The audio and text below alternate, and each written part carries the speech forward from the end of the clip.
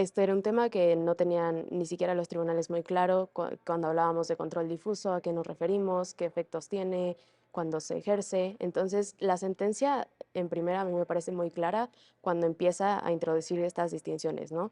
Y dice, hay sistemas de control de constitucionalidad, que es lo mismo de convencionalidad, como dijimos, difuso, concentrado o incluso mixtos, ¿no? Entonces, en los sistemas de control difuso se encargan todos los jueces pertenecientes al Estado de hacer control constitucional. Esto significa que contraponen las normas que tienen que aplicar contra derechos humanos contenidos o en la Constitución o en los tratados internacionales, independientemente de su fuente.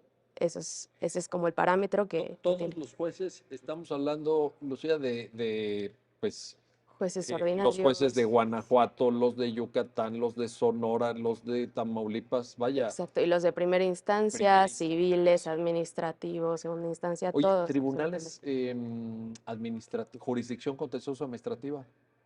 Pues en ese sentido también También, ¿no? serían, ajá, En un sistema difuso, digamos, cualquier persona que ejerza tareas jurisdiccionales jurisdiccionales, se siente, bueno, está obligado más bien, ¿no? claro, Ok, y a cuestionar antes de aplicar la norma, ¿no? correcto. Y bueno, por el contrario, en los sistemas de control concentrado, se encomienda esta tarea a solo unos jueces, ¿no? Que son jueces constitucionales. Y bueno, a partir de esta distinción dice los distintos efectos que tienen uno y otro sistema, el eh, identificar una norma que no es compatible o con la Constitución de contratados, ¿no? En el sistema de control difuso, cuando un juez advierte que una norma es contraria a derechos, entonces debe inaplicarla. Y eso, los efectos de esa inaplicación se limitan al caso que está resolviendo. En el sistema de control concentrado, el efecto de encontrar una inconstitucionalidad o inconvencionalidad es expulsar la norma del sistema jurídico. O sea, sería el Declarar. equivalente, Lucía, te pregunto, en el primer caso que citas, voy a hacer un símil Sí, para sí. entendernos.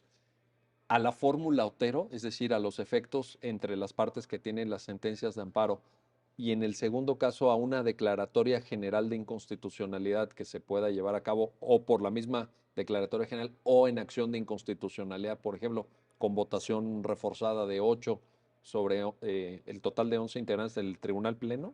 Sí, justamente, bueno, en el primer caso, en el sistema de control difuso, la aplicación se limita a, bueno, dependiendo también de la vía en la que estemos actuando, que esta es una distinción que ahorita voy a introducir, eh, o es al caso en concreto o es a la persona que está accionando, pero bueno, el efecto es limitado, ¿no? Y en el caso del control concentrado es un efecto un poco más general, que bueno, tiene sus matices en los sistemas mixtos, como es el de México, y que justamente, bueno, aquí tiene sentido la distinción entre la vía directa o indirecta o incidental.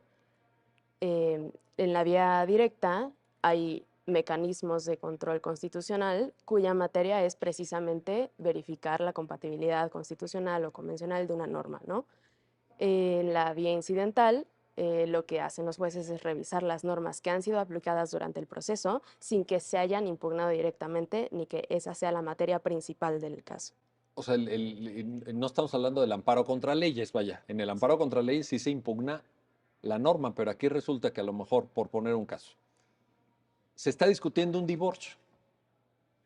¿Qué se busca en un divorcio? Pues la disolución del vínculo conyugal.